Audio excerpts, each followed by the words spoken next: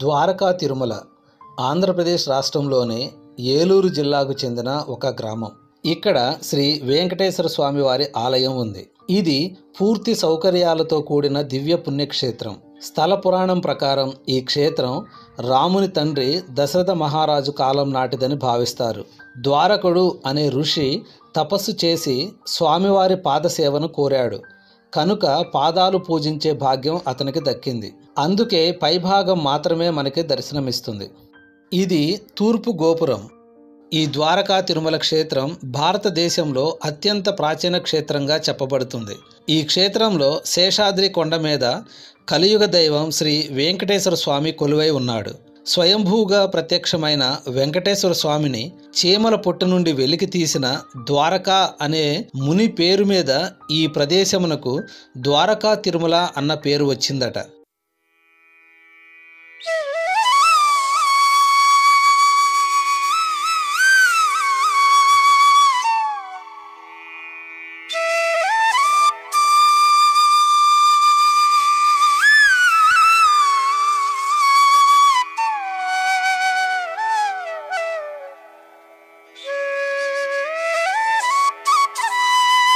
ఇది గుడి లోపల ఉన్న ఆగ్నేయ మండపం.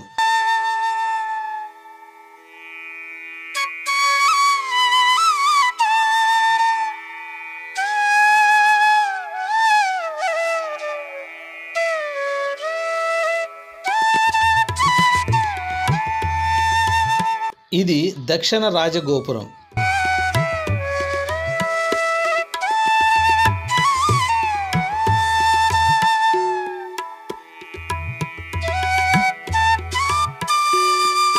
పూర్వం ఈ దారి నుంచే మెట్ల నడకన దక్షిణ రాజగోపురం నుంచి గుడి లోపలికి ప్రవేశించేవారు.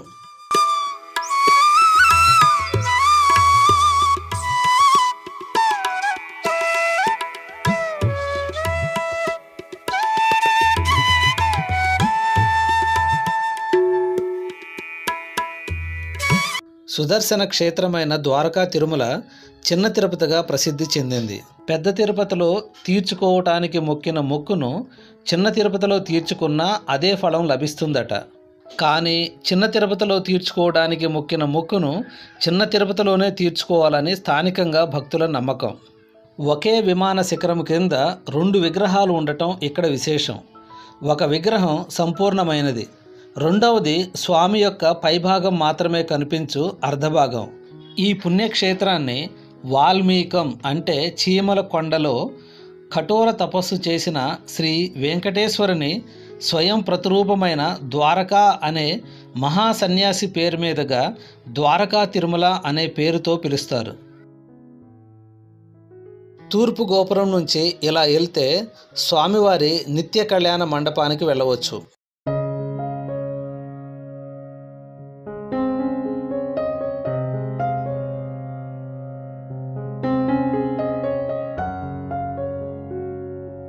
ఇవి గుడి ప్రహరీ లోపల ఉన్న దేవాలయాల సముదాయం. వీటిలో 4 రాజగోపురాలు, మండపాలు మరియు ప్రధాన దేవాలయం ఉన్నాయి. ఇవి రాజగోపురం పైన ఉన్న దేవతల ప్రతిమలు.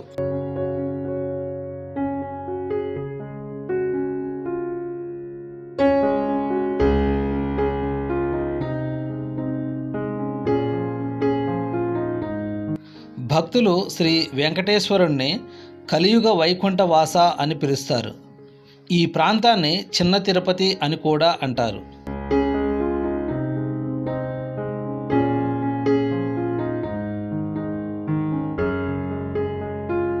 ప్రధాన ద్వారం లోపల ఇరువైపులా గర్భగుడికి అభిముఖంగా ద్వారకాముని, అన్నమాచార్యుల విగ్రహాలున్నాయి.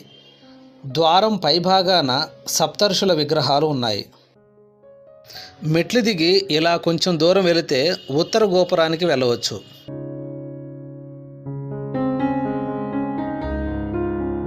గర్భగుడి చుట్టూ ఉన్న ప్రదక్షిణా మార్గం వెంట ప్రహరీని ఆనుకొని 12 మంది ఆళ్వారుల ప్రతిమలు ఉన్నాయి. ప్రదక్షిణా మార్గంలో దీపారాధన మండపం ఉంది.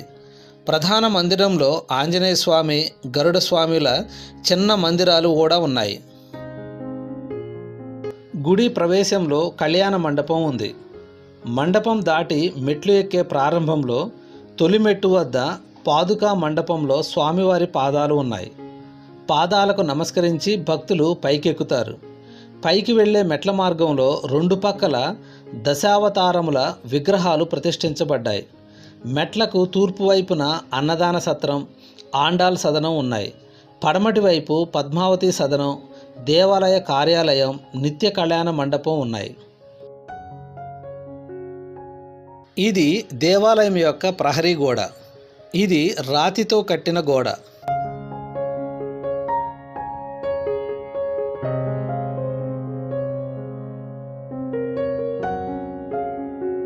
ఈ గుడికి 4 దిక్కుల 4 గాలిగోపురాలు ఉన్నాయి. వీటిలో పెద్దదైన దక్షిణ దిక్కు గాలిగోపురం 5 అంతస్తులది. గోపురంలో చక్కని దక్షిణ భారత శిల్పశైలిని దర్శించవచ్చు. గుడి ప్రాకారం చుట్టూ 12 ఆళ్వారుల విగ్రహాలు ప్రతిష్ఠించబడ్డాయి.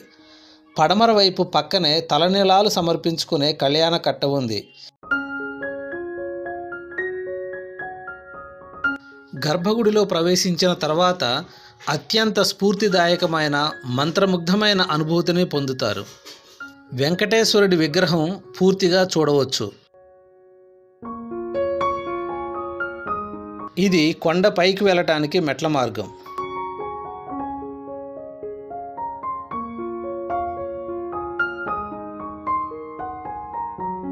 పదకొండవ శతాబ్దానికి చెందిన గొప్ప సంఘ సంస్కర్త శ్రీమద్ రామానుజులచే ప్రతిష్ఠించబడిన ప్రధాన విగ్రహం వెనక ఉన్న శ్రీ వెంకటేశ్వరుని విగ్రహం పూర్తి పరిమాణంతో దర్శనమిస్తుంది. కొన్ని సంవత్సరాల క్రితం ఇక్కడ కేశఖండనశాల ఉండేది.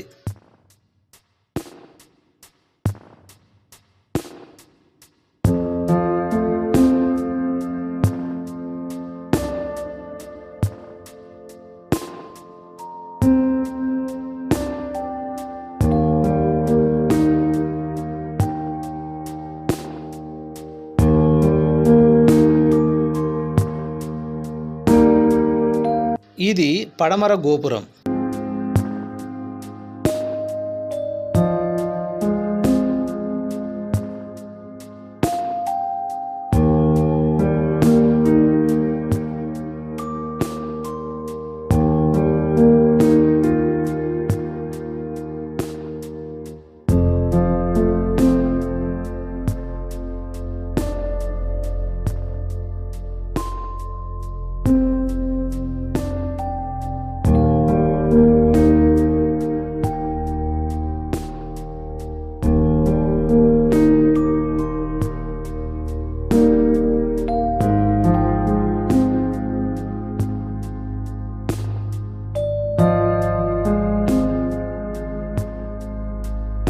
ఇది 1961లో కట్టిన కళ్యాణ కట్ట.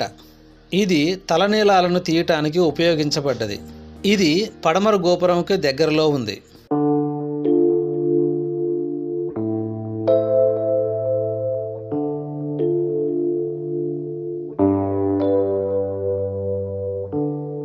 కింద నుంచి దేవాలయానికి రావటానికి ఇది ఒక మెట్ల మార్గం.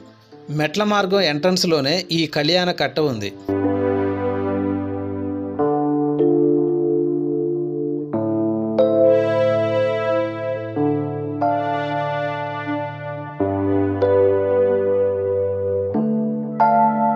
ఇటువైపు నుంచి కూడా కొండ దిగువకు వెళ్ళవచ్చు.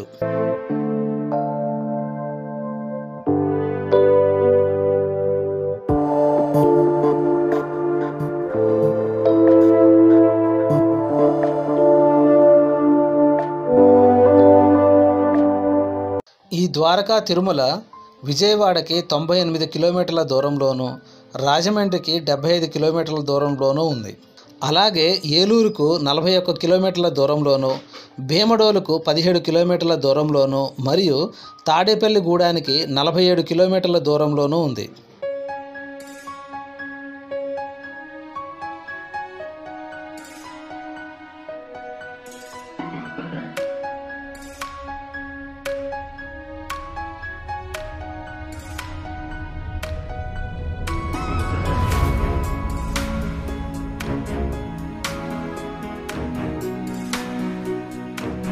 ఇది కొండ దిగువ ప్రదేశం.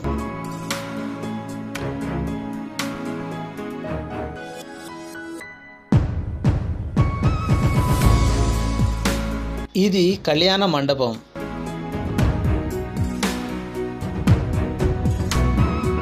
ఈ మండపం దాటి మెట్లు ఎక్కే ప్రారంభంలో పాదుకా మండపంలో స్వామివారి పాదాలు ఉన్నాయి.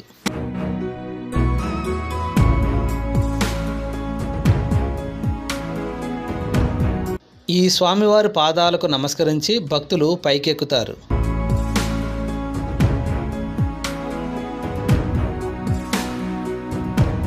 మెట్లకు తూర్పు వైపున అన్నదాన సత్రం, ఆండాళ్ సదనం ఉన్నాయి.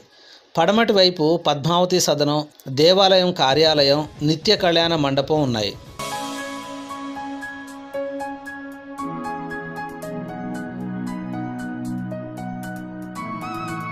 స్థల పురాణం ప్రకారం ఈ క్షేత్రము రాముని తండ్రి దశరథ మహారాజు కాలం నాటిదని భావిస్తారు. ద్వారకుడు అనే ఋషి తపస్సు చేసి స్వామివారి పాదసేవను కోరాడు కనుక పాదములు పూజించే భాగ్యం అతనికి తగ్గింది. పైభాగం మాత్రమే మనకి దర్శనమిస్తుంది. ఈ గుడి యొక్క సాంప్రదాయం ప్రకారం ప్రతి ఏటా 2 కళ్యాణోత్సవాలు వైశాఖ మరియు ఆశ్వయుజ మాసాల్లో జరుపుతారు. ఇందుకు కారణం స్వయంభూమూర్తి వైశాఖ మాసంలో దర్శనమిచ్చారని, సంపూర్ణ విగ్రహాన్ని ఆశ్వయుజంలో ప్రతిష్ఠించారని చెబుతారు. ఈ 2 విగ్రహాలకు అనుగుణంగా 2 కళ్యాణోత్సవాలను అత్యంత వైభవోపేతంగా ఈ చిన్న తిరుపతిలో నిర్వహిస్తారు. శ్రీ రామానుజాచార్యులు ఈ క్షేత్రాన్ని దర్శించారని, అందరూ స్వామి పాదపూజ చేసుకునే భాగ్యం కలిగించాలని భావించాడు. దీంతో మరొక నిలువెత్తు విగ్రహాన్ని ప్రతిష్ఠించారని అంటారు.